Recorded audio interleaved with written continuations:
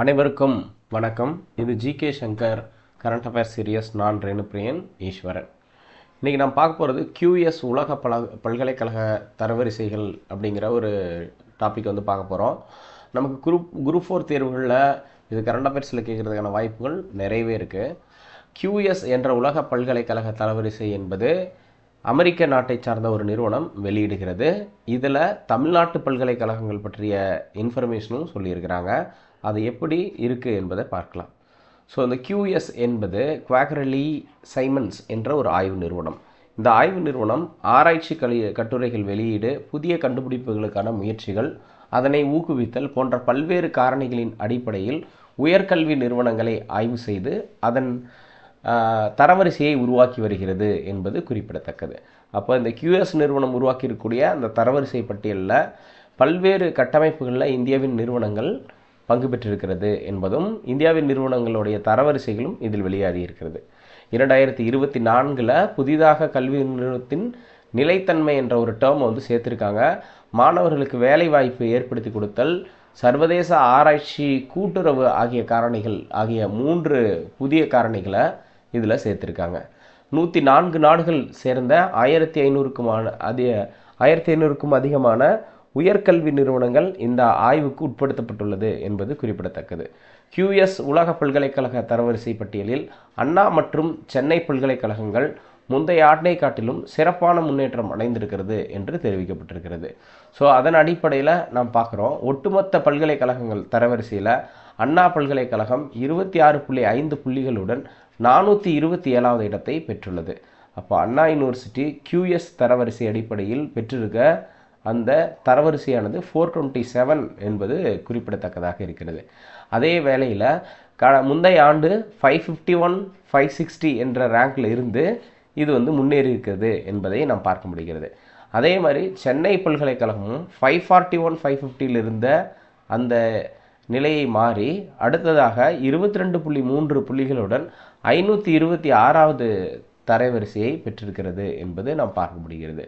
So அப்போது அண்ணா university என்பது 427வது rank, அதுக்கப்புறம் சென்னை பல்கலைக்கழகம் என்பது 526வது ரேங்க் என்ற ஒரு தரநிலையை பெற்றிருக்கிறது என்பதை பார்க்க முடிகிறது.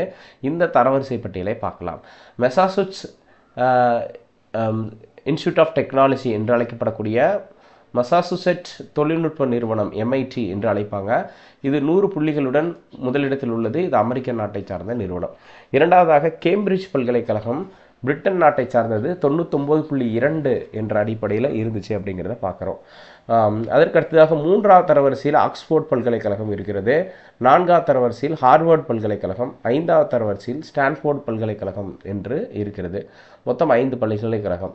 MIT என்று சொல்லக்கூடிய மசாசூசெட்ஸ் தொழில்நுட்ப நிறுவனம் முதலிடத்திலும், கேம்பிரிட்ஜ் 2வது இடத்திலும், ஆக்ஸ்போர்ட் 3வது இடத்திலும், ஹார்வர்டு 4வது இடத்திலும், ஸ்டான்ஃபோர்டு ஆகிய பல்கலைக்கழகங்கள் 5வது இடத்திலும் இருக்கிறது.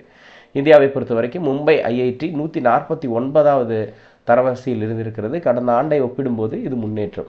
172ங்கிறது கடந்த ஆண்டு, இப்போ முன்னேறி இருக்கிறாங்க.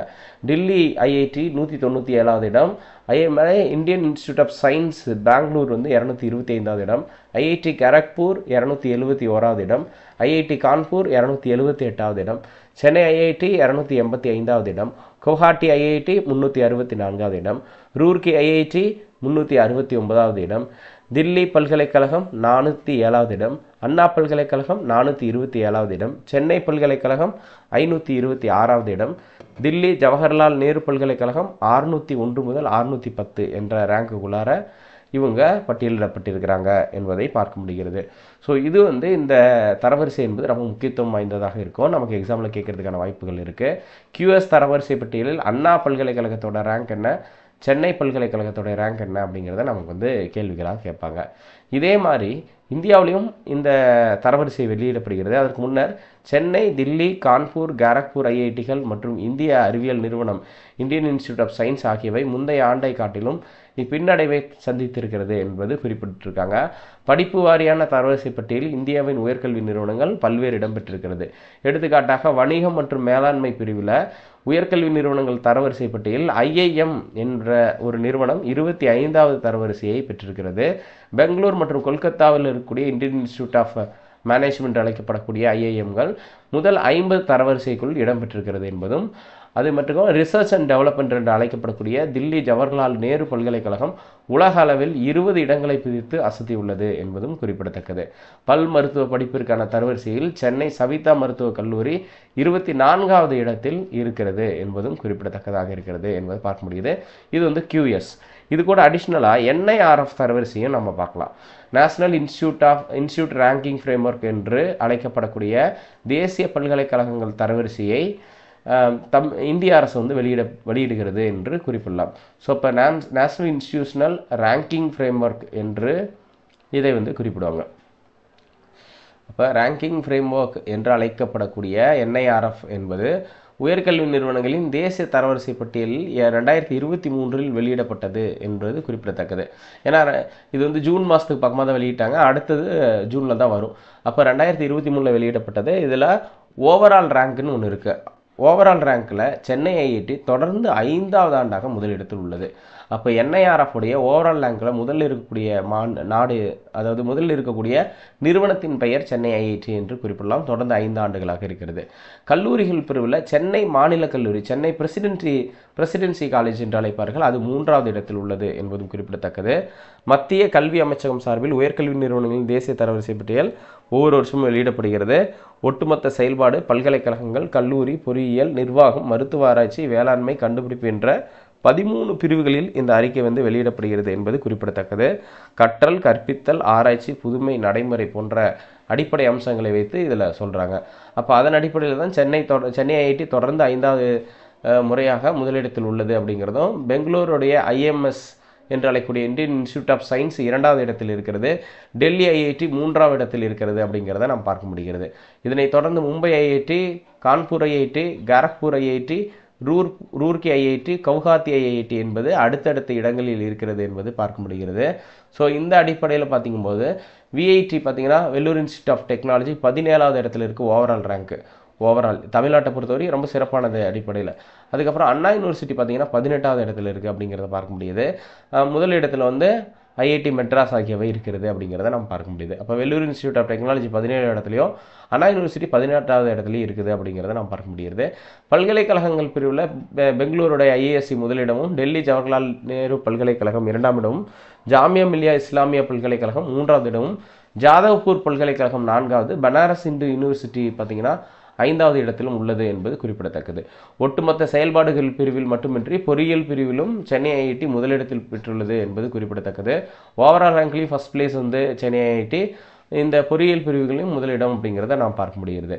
Delhi IIT, Mumbai IIT, Kanpur IIT, Roorkee IIT, Kharagpur, Guwahati, Hyderabad IIT, அது திருச்சி NIT, ஜாதவ்பூர் பல்கலைக்கழகங்கள் அடுத்தடுத்த இடத்துல இருக்குது அப்படிங்கிறத சொல்லியிருக்காங்க. அப்புறம் மீதி இருக்கலாம் அவ்வளோ பெருசாக தேவையில்லை. கல்லூரிகள் பிரிவில் டெல்லி மிரண்டா முதல் இடத்தில் இருக்குது, டெல்லி இந்து கல்லூரி 2வது இடத்துல இருக்குது, சென்னை மாநில கல்லூரி 3வது இடத்துல இருக்குது, கோவை PHG கிருஷ்ணம்மாள் மகளிர் கல்லூரி 4வது இடத்துல இருக்குதுன்னு பார்க்குறோம். அப்புறம் கொல்கத்தா சேவியர் கல்லூரி 5ஆம் இடம், அதுக்கப்புறம் ஆத்மராம் சனாதன் ஃபெர்ப கல்லூரி 6ஆம் இடம், சென்னை லயோலாங்கிறது 7வது இடத்துல இருக்குது அப்படிங்கிறத பார்க்கலாம். இதில் தமிழ்நாட்டில் முன்னிலைகள் நிறைய இருக்குது. அதுக்கப்புறம் நிர்வாக பிரிவில் அகமதாபாத் IIM முதலிடமும், பெங்களூர் IIM 2வது இடத்திலும், கோழிக்கோடு IIM 3வது இடத்திலும் இருக்கிறது என்பதையும் பார்க்க முடிகிறது. மருத்துவ பிரிவில் டெல்லி எய்ம்ஸ் சட்டப்பிரிவில் பெங்களூரு தேசிய சட்டப்பள்ளி முதலிடத்தில் உள்ளது. சென்னை ஐஐடி இயக்குனர் வி காமகோடி கூறும்போது அது இந்த இடத்துல அவரோட ஸ்டேட்மெண்ட் வந்து அவர் சொல்லியிருக்காரு அப்படிங்கிறத நம்ம பார்க்க முடிகிறது. ஸோ இதுதான் இந்த பர்டிகுலர் அம்சங்கள் தான் இதில் இடம்பெற்றிருக்கிறது அப்படிங்கிறத நம்ம பார்க்க முடிகிறது. ஸோ அப்போ QS இந்த நிறுவனங்கள் அடிப்படையில் தான் நம்ம ஃபஸ்ட்டு நாம் பார்த்துருந்தோம். QS உலக தரவரிசை பட்டியல் அப்படிங்கிறது ரொம்ப முக்கியத்துவம் வாய்ந்ததாக நாம் பார்க்கப்படுகிறது. ஸோ அதில் வந்து இவங்க சொல்லியிருக்கக்கூடிய இடத்துலேருந்து நமக்கு எக்ஸாம் பாயிண்ட் ஆஃப் வியூவில் கேட்கணும் அப்படின்னா அண்ணா பல்கலைக்கழகம் எந்த இடத்துல இருந்துச்சு, சென்னை பல்கலைக்கழகம் எந்த இடத்துல இருந்துச்சுன்னு வந்து கேட்கறதுக்கான வாய்ப்புகள் ரொம்பவும் அதிகம். ஸோ இந்த பர்டிகுலர் டாபிக் இதோட நிறைவுடையது. மீண்டும் முக்கியமான டாபிக் நாம் பார்க்கலாம். நன்றி, வணக்கம்.